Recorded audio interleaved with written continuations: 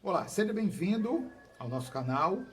Dessa vez para uma aula de Primeira Guerra Mundial. Eu lembro que nós já temos uma aula sobre esse assunto, essa é a segunda parte. Nessa primeira aula nós falamos sobre os eventos que levaram à declaração de guerra. Então foi um evento que ocorreu na Sérvia, foi o assassinato do príncipe herdeiro Frederico Ferdinando, não é? A organização que assassinou esse príncipe estava querendo ali a independência da Sérvia. Isso provocou aí uma reação em cadeia em que chamou as principais nações europeias, nações industrializadas, para esse conflito. Então agora nós vamos ver aí o desdobramento da guerra após a declaração. Você vem comigo? Então vamos lá. Então está aí, nós temos aí o mapa da região do conflito, né? Envolve aí praticamente a Europa inteira. Você pode observar aqui a região em que foi assassinado o príncipe herdeiro da Sérvia, está aqui, ó. E a partir daqui nós temos a declaração de guerra. Então, qual é a sequência que nós teremos a partir desse assassinato? Veja bem, o Império Russo ele tinha lá algumas pretensões com relação a essa área aqui, devido a questões comerciais, a navegação também, ele queria essa área aqui para efeitos de navegação, como ele havia falado no vídeo anterior, e ele vai declarar, ele vai entrar em defesa da Sérvia aqui, ele vai entrar em defesa. E isso vai provocar uma declaração de guerra da Áustria-Hungria ao Império Russo. Olha só, a primeira declaração de guerra, não é? A partir daí, a Alemanha entra em defesa da Áustria-Hungria, porque havia um tratado. A Alemanha tinha um tratado aí, não é, de ajuda no caso de um conflito. Então ela vai declarar guerra aqui também, do lado de cá. E por outro lado, ela vai fazer logo depois uma outra declaração de guerra contra a França do lado de cá. Por que a França? A Alemanha ela já vinha aí de um histórico de rivalidade com a França, né? Na década lá de 1870, 60 e 70, ela tinha travado uma guerra com a França, deixa eu pegar a caneta aqui, é melhor, né, sobre essa regiãozinha aqui. Deixa eu passar por outro slide que ele explica melhor. Tá aqui, ó. Essa região se chama, a mesma região, deixa eu voltar lá para você ver. Tá aqui, ó. Essa região, eu estou passando aqui para um outro mapa que está mais ampliado, é essa regiãozinha aqui, ó. Então aqui houve um conflito entre na época ainda o Império o Império Prussiano, tá aqui, né? Depois isso aqui vai ser a Alemanha. É justamente a época da unificação da Alemanha, isso aqui está ocorrendo, né, no mesmo momento. E essa região ela é rica em carvão, por isso tão disputada. Então a França aqui, num acordo, ela passa essa região para a Alemanha. Então a Alemanha vai ganhar essa região na década de 1870, né, um acordo, né, do final dessa guerra aí, franco-prussiana. Se quiser saber mais sobre esse assunto, procurar a Guerra Franco-Prussiana, né, no seu livro, que você vai entender isso melhor. Bom, então, você pode me perguntar assim, professor, por quê? Né, qual o problema disso aí? Mas uma guerra que aconteceu no século anterior vai influenciar agora. A Alemanha ela vai declarar guerra, até mesmo porque a Alemanha ficou com a vantagem dessa guerra lá de 1870. Ela herdou aquele território. Então, por que a Alemanha agora vai, assim que ela declara guerra à Rússia, ela vai declarar guerra à Alemanha? Isso é um princípio, né, de uma diplomacia perversa, vamos colocar assim. Na verdade, o medo da Alemanha era, assim que ela declarasse guerra e começasse a levar o seu exército para a outra fronteira, a gente vai falar sobre isso aqui, né? O lado ocidental e oriental da guerra, assim que ela levasse o exército para lá, a França invadisse. Um tipo de facada nas costas da Alemanha. Então esse era o medo. Então você tem dois inimigos, um de cada lado. Fala, pô, quando eu atacar esse aqui, o outro vai vir por trás, vai me apunhalar por trás. A ideia era essa. Então, na verdade, a Alemanha estava se precavendo de um possível ataque francês, quando ela faz essa dupla declaração de guerra. Por isso que ela declarou guerra dos dois lados. Então, isso aí vai se complicar cada vez mais. Por quê? Olha só o que vai acontecer. Então tá lá, declaração de guerra, não é? Rússia já é um inimigo declarado da Alemanha, e agora a França, duas declarações. Só que o que acontece? Qual era a ideia da Alemanha?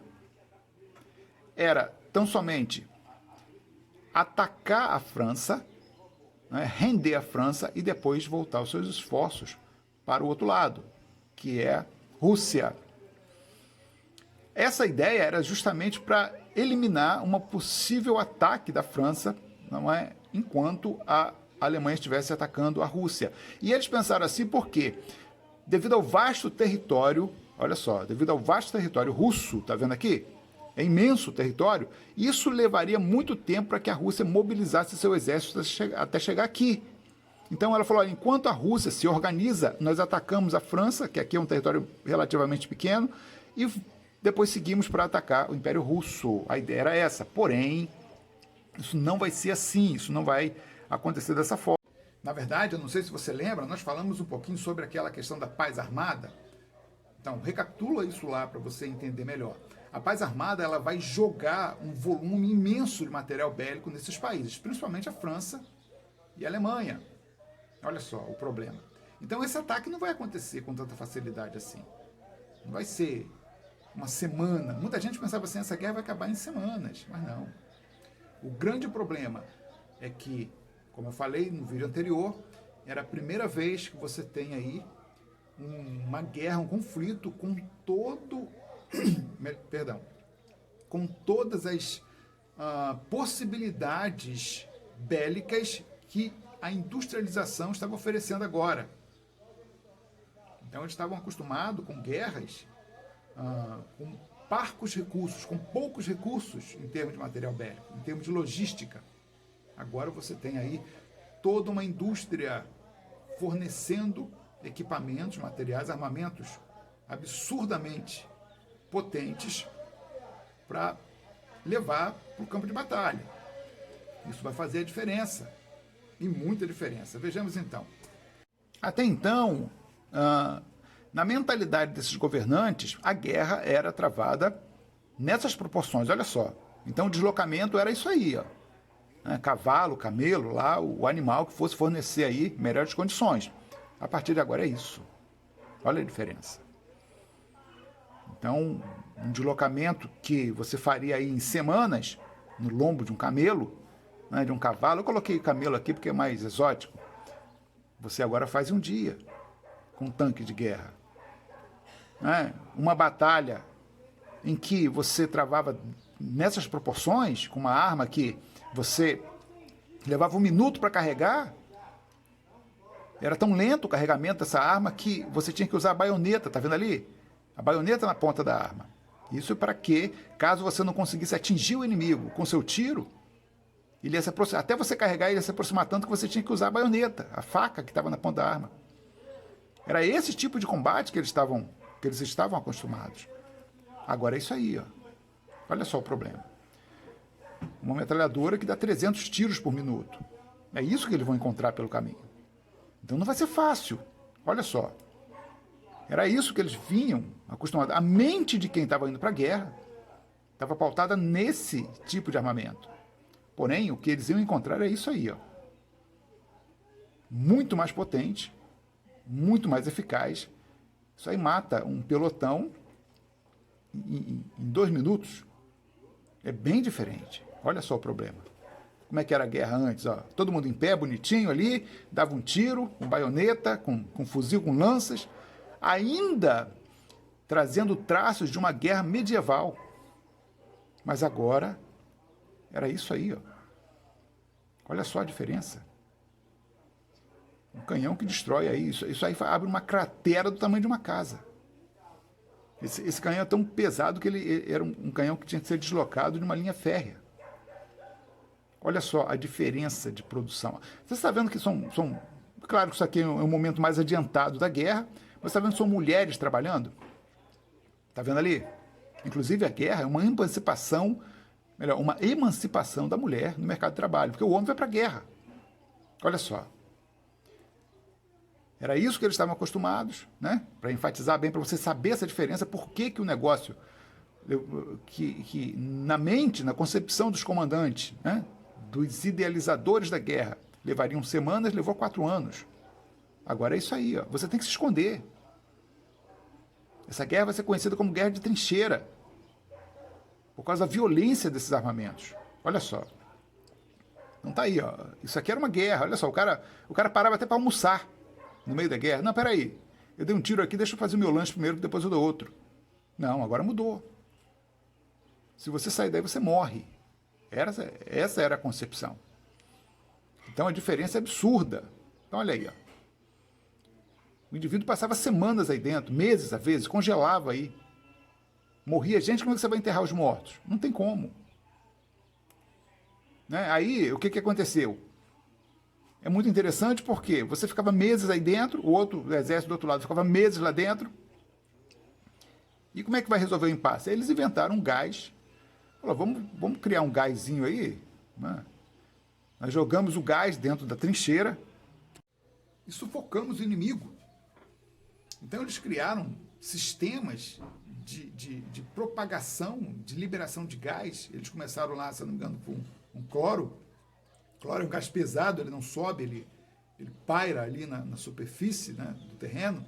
Então eles começaram com esse projeto e isso apavorava, porque o gás, o cloro, ele inunda o teu pulmão, você morre sufocado.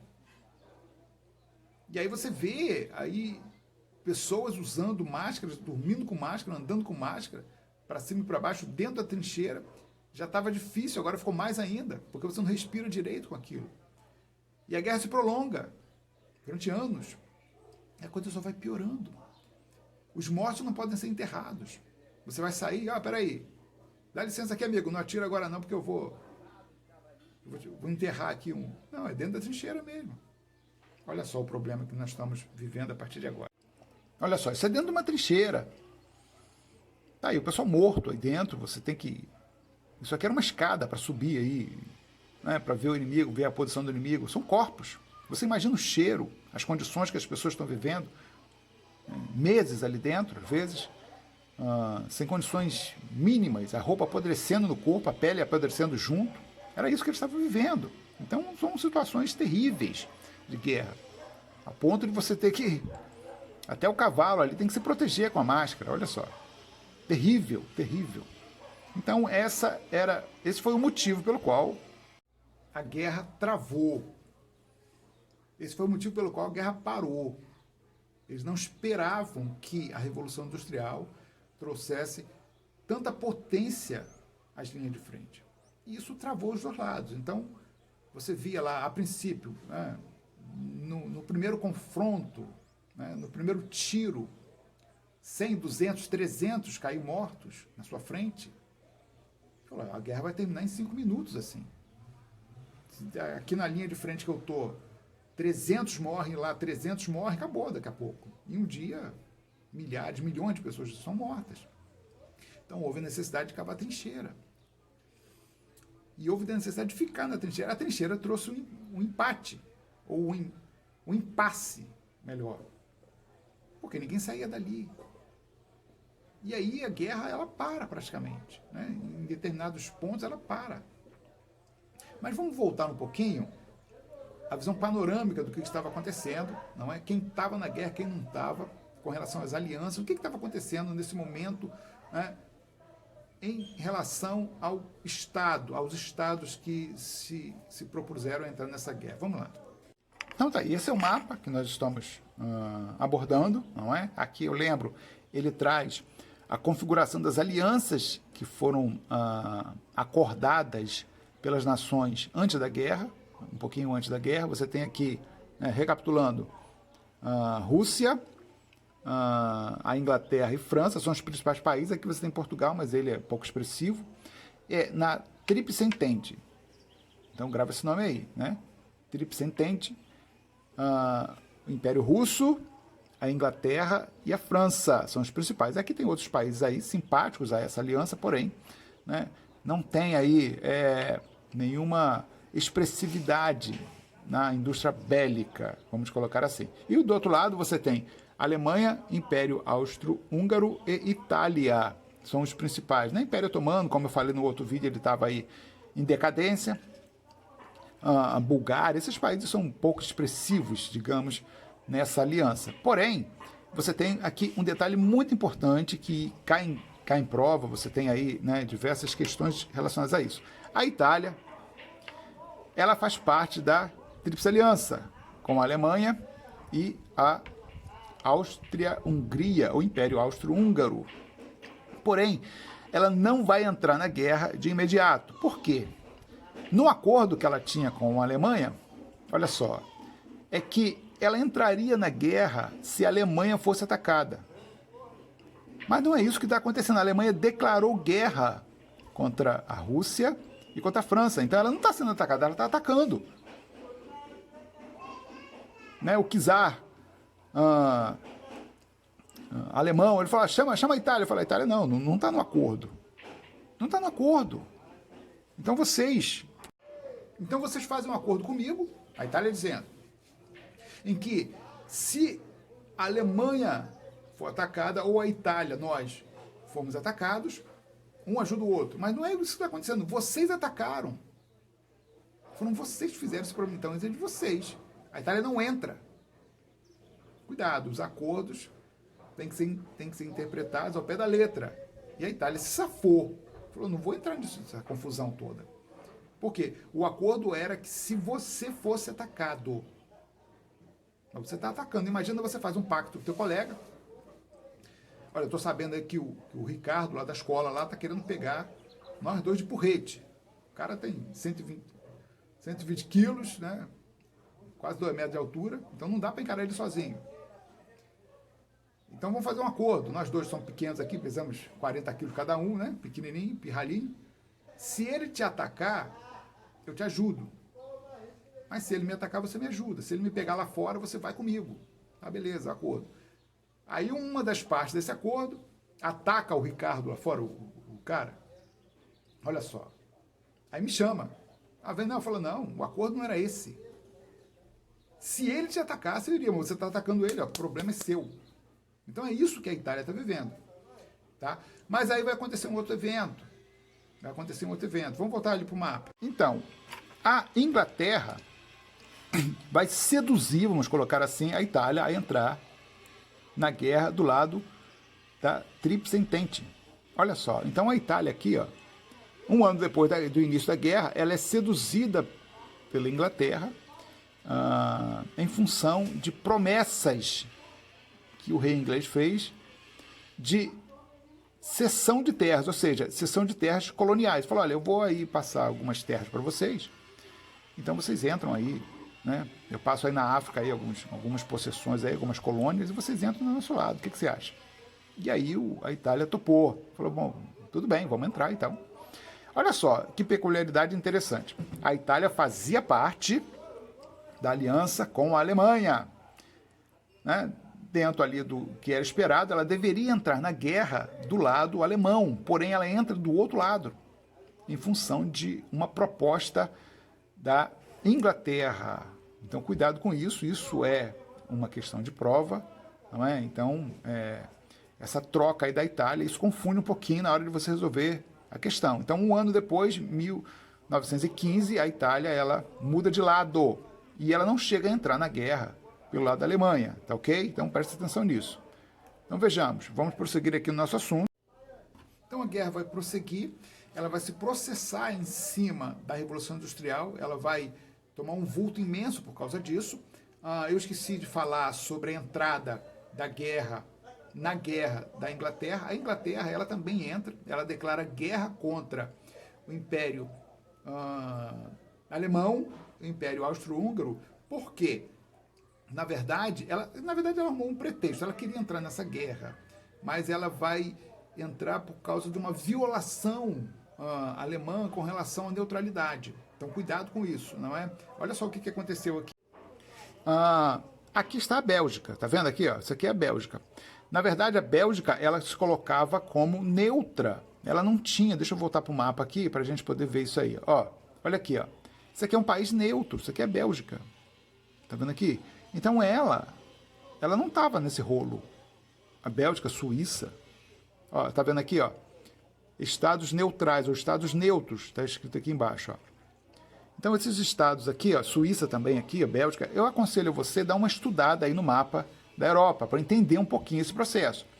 Quando você fala de Primeira e Segunda Guerra Mundial, é muita geopolítica. Então, dá uma memorizada e dá uma estudada nesses mapas, que é importante, né? Você conhecer aí a localização dos estados europeus, pelo menos o básico, não é? Então, tá aqui. Então, quando o Império Alemão declara guerra aqui à França, o que ele vai fazer? Ele, em vez de entrar aqui, ó, aqui a França já estava esperando ele. Quando ele declarou guerra, o exército francês já veio todo aqui, mas ele entra pela Bélgica. Olha só o problema. Então pega aí, a ideia era pegar a França desprevenida. Até no plano Sheffield, deixa eu voltar lá no plano. Não, é para cima, perdão. Tá aqui, ó. Você vê que esse general Schiffen, né, vamos colocar assim, alemão esse nome, ele já traça o plano passando por cima da Bélgica. Já era uma estratégia para pegar ele de surpresa por trás. Olha só. Então, o que vai acontecer? Deixa eu voltar para aquele mapa aqui, ó. E aí, a Inglaterra vai declarar guerra contra o Império Alemão. Olha só. Essa guerra vai se desdobrar dessa maneira. Então, você nesse mapa, você percebe aí que está envolvendo praticamente toda a Europa, né? Europa Central, Europa Oriental e Europa Ocidental. Esses nomes aparecem, que eu acabei de falar agora, né? Na verdade, muitos historiadores, muitas abordagens sobre essa guerra, ela vai falar assim, a frente oriental e a frente ocidental. Muitas abordagens vão trazer esses títulos. Então, frente, tá aqui, ó, a frente ocidental, esse lado de cá, que a França está envolvida, a Inglaterra está envolvida. Frente ocidente, aqui é o ocidente para cá. A frente oriental é o lado de cá, onde tem o Império Russo, não é? Esses países aqui, ó. Polônia está aqui também, está por aqui. Então, tem que ter esse cuidado, né? Quando ouvir esse nome, frente oriental, frente ocidental, para saber exatamente o que está acontecendo ou quais são os países envolvidos. Na verdade, a Alemanha ela vai se ver cercada por inimigos. Então, aqui embaixo tem inimigos, a Sérvia está contra ela, embora não tenha muita expressividade, não é? Aqui do lado de cá, a França e a Inglaterra, e do lado de cá, a Rússia, o Império Russo. E isso vai aí levar aí a Alemanha a uma situação muito delicada, né? A guerra ela vai, na verdade, envolver, como você vê aí, a Europa toda. É até um dos motivos pelos quais essa guerra tem os contornos mundiais, não é? Envolve praticamente o continente europeu inteiro. Então você vê isso aí. Vamos prosseguir. Então a guerra ela vai se processar assim, né? Praticamente a Alemanha e o Império Austro-Húngaro cercados por ambos os lados, por todos os lados, não é? Ela vai ter desdobramentos aí, não só no território, não só no terreno, a guerra terrestre, mas pelo mar também, não é? A metade, um terço, se eu não me engano, da frota de guerra e mercante da Inglaterra vai ser afundada pelos submarinos alemães. Olha só, então a guerra já está indo para outras dimensões. Agora você tem uma guerra marítima aí também, não é? A Alemanha ela vai saber utilizar o submarino com muita propriedade, vai trazer aí muito prejuízo aos seus inimigos, principalmente a Inglaterra. Por quê? A Inglaterra é uma ilha, você vê ali, então todo o suprimento, toda a estrutura aí de comércio da Inglaterra, até mesmo os elementos vindos das suas colônias, era marítimo. Então, eles vão tentar aí tocar no calcanhar de Aquiles inglês. A Alemanha ela vai fazer isso. E isso vai trazer, está levando a guerra para outras dimensões. Então você vê aí esse ambiente da Primeira Guerra Mundial só se multiplicando, só se desdobrando, né, para chegar ao conceito de mundial. É por isso, né, são várias faces da guerra. Está chegando nas colônias, de certa forma, está afetando as colônias, está afetando aí, né, a navegação, está afetando todos os territórios europeus, não é? E isso vai chegar também na América, daqui a pouco você vai ver sobre isso, né? A América ela vai sentir falta do comércio europeu. Em função disso, dois eventos, né, lá no finalzinho da guerra, 1917, vão fazer mudanças significativas. Primeiro, a Revolução Russa. Então, a Revolução Russa ela vai acontecer em 17 e dentro do desdobramento da Revolução Russa, você vai perceber o seguinte, que uma das propostas dos revolucionários contra o czar era trazer a paz. É uma das bandeiras que os revolucionários russos levantavam. Isso chamou a atenção do povo, porque o povo estava sofrendo ali com a guerra. São milhares e milhares de pais, de família, né, trabalhadores, homens morrendo na linha de batalha. Quando você fala assim, vamos acabar com a guerra se vocês aderirem à revolução, isso aumenta a aderência aí, né, das linhas revolucionárias. Não é? E, por outro lado, isso ajuda a Alemanha. De certa forma, a Rússia, ela saindo da guerra, opa, eu já não preciso mais, os alemães falaram, eu já não preciso mais lutar na frente oriental, do lado de cá, do Oriente. Por outro lado, ela teve aí, né, um contrapeso que foi a entrada dos Estados Unidos na guerra. Então, os Estados Unidos aí entra com grande vantagem, porque o território dele não está sendo atingido pela guerra, então ele tem como prover os seus suprimentos, e ele entra e ele vai fazer a diferença. O peso imenso dos seus soldados aí do Canadá também vai aderir. O peso imenso aí desse reforço vai levar aí a Alemanha a se render. Então vamos ver aí como é que se desdobrou esse processo de rendição da Alemanha. Vejamos então. Então tá aí, Revolução Russa, eu estou colocando a imagem para você processar. Às vezes dizem que uma imagem fala mais que 1000 palavras, então tá aí. Aconteceu a Revolução Russa, 1917, a Rússia sai da guerra. Por outro lado, os Estados Unidos, ele entra na guerra, não é? De extrema importância sair os Estados Unidos, do lado da Inglaterra, França e Itália, não? E ele vai trazer um reforço muito grande, e isso vai levar aí à rendição, não é? Como os Estados Unidos estavam na guerra, eles vieram, o presidente americano, o presidente Wilson, eles vieram com uma proposta de paz.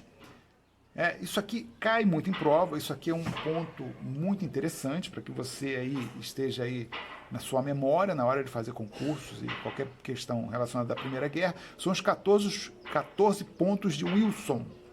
Não coloque isso na sua cabeça.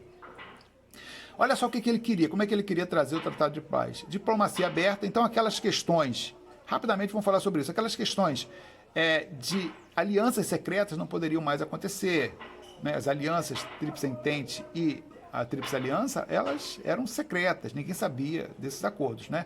Livre navegação, então, né, assim, um mar aberto também, acabar com essa questão de território, né, de proibição de navegação, fim das fronteiras econômicas, né, livre comércio, né, os Estados Unidos estavam querendo muito isso, era interesse americano aqui, né, ter acesso às colônias aí, né, de propriedade dos impérios europeus, fim das barreiras econômicas, outro ponto que facilitava a vida dos Estados Unidos, mas redução do armamento, isso aqui é bem benéfico, né, acabar com essa indústria bélica pesadíssima que a Europa tinha, atender às demandas coloniais, né, você tinha aí muitas questões coloniais a serem resolvidas também, né, muitas atrocidades acontecendo nessa época, né, nas colônias inglesas, francesas, alemãs, desenvolver conquistas, devolver os territórios conquistados da Rússia.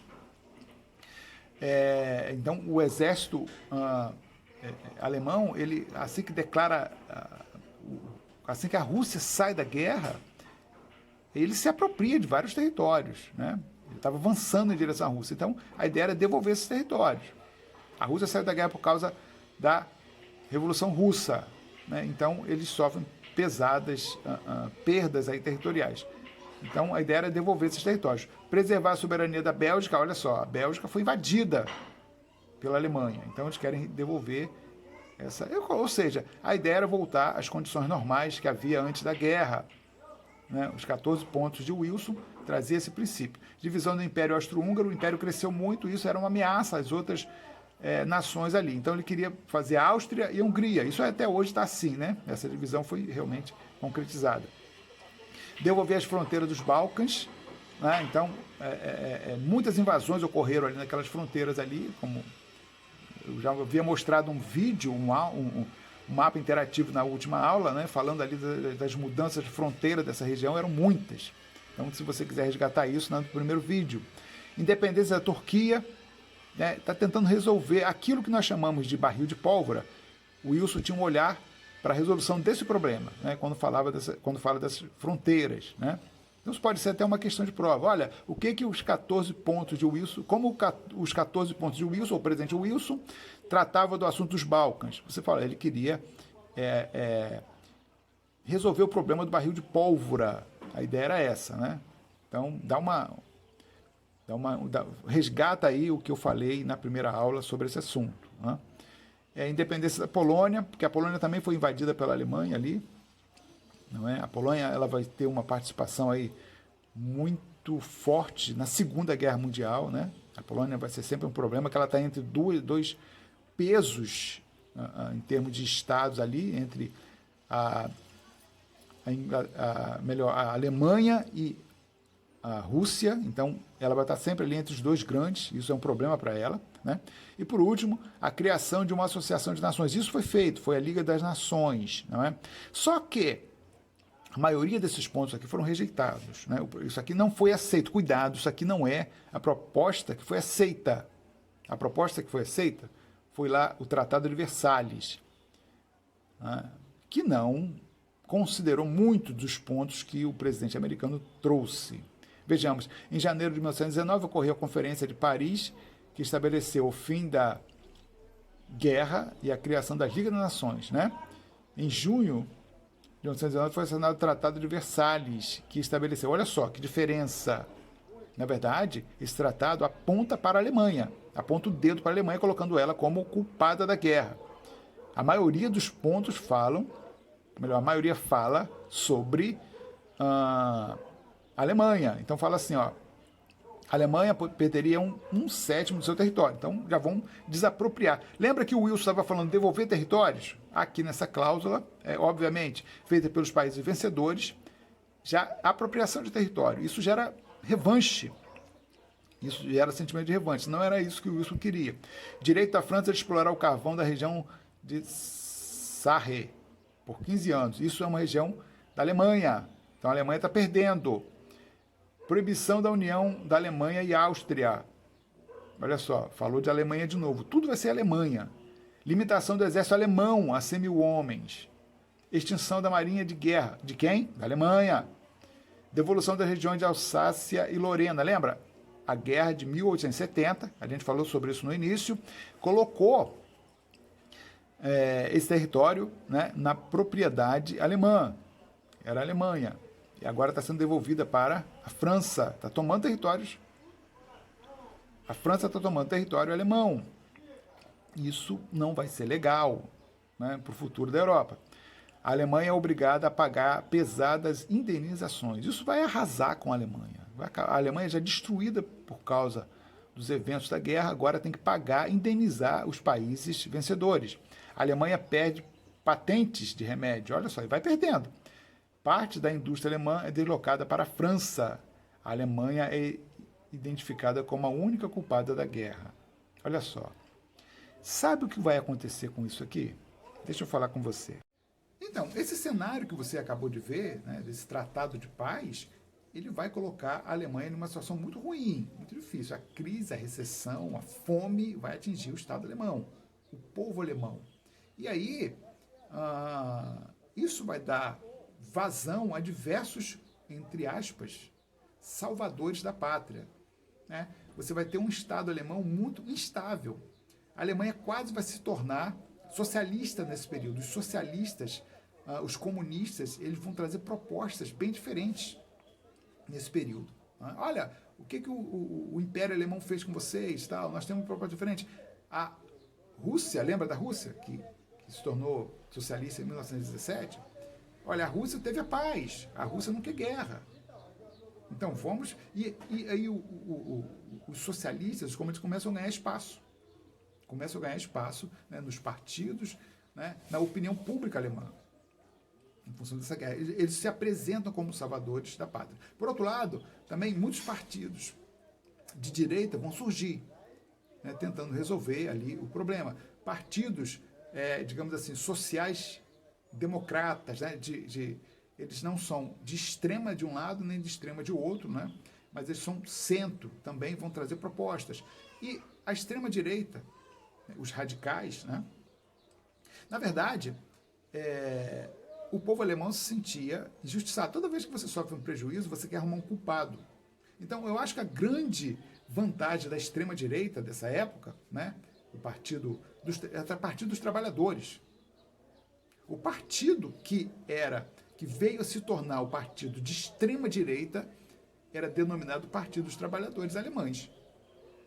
A abreviatura, ou melhor, a abreviação desse partido, né, depois com algumas modificações da nomenclatura, veio ser nazista ou nazi. Mas era uma abreviatura de Partido dos Trabalhadores Alemães. Então, o que vai acontecer? Esse partido, né, tendo como principal figura o Adolf Hitler, a gente vai falar sobre isso com mais propriedade quando falar aí, né, da Alemanha, da Segunda Guerra, mas ele foi soldado na Primeira Guerra, não é? Ele ficou desempregado, ele foi depois mandado embora do exército, óbvio, ficou desempregado, ele ficou como informante do exército por um bom tempo, né? Sobre comunistas, o exército já estava atacando muito essa questão de comunistas e tudo mais, né? Ele era informante, se infiltrava nas manifestações para levantar os líderes e informar o exército, e depois ele se associou ao partido nazista. E ele tinha uma oratória, ele tinha um discurso, não só falava muito bem, como ele apontava culpados dessa situação. Então ele quando começa a apontar a culpa da situação em que o povo alemão estava vivendo, isso as pessoas começam a ouvir. Muitos falam, não, realmente, o que ele está falando tem razão, tem sentido. E aí você percebe, é claro que isso aqui é um assunto para a segunda aula, né, como vamos falar aí da crise e tudo mais, da ascensão do nazismo, mas você percebe que muito do que se formou na Alemanha a partir dessa data, do fim da guerra, está relacionado a esse tratado, ao Tratado de Versalhes. Então, o Hitler, em muitos dos seus discursos, ele faz o discurso com o Tratado de Versalhes na mão dele. Ele fala, olha aqui, ó, o problema de vocês, a fome, né, a desgraça que vocês estão vivendo, a miséria que vocês estão vivendo, está relacionada a esse documento aqui. Ele mostrava o Tratado de Versalhes. Então, esse tratado, ele é o tratado que levou aí, alavancou a Alemanha, né, levou a Europa à Segunda Guerra Mundial. Partiu desse tratado. Os 14 pontos de Wilson trazia um contexto, né, se projetava para um contexto em que ele não colocava culpados da guerra. Estava todo mundo no mesmo barco, segundo Wilson. Esse tratado, o Tratado de Versalhes, feito pelas nações vencedoras, o Wilson não teve o espaço dele, né, coloca a Alemanha como culpada da guerra. Depois você dá uma lida aí com calma, se você se interessar, nas cláusulas. Eu só trouxe aqui os pontos principais, mas as cláusulas, os pontos em detalhe, para você saber como que isso foi prejudicial à Alemanha. Mas isso é um assunto para a próxima aula. Fique em paz, fique com Deus.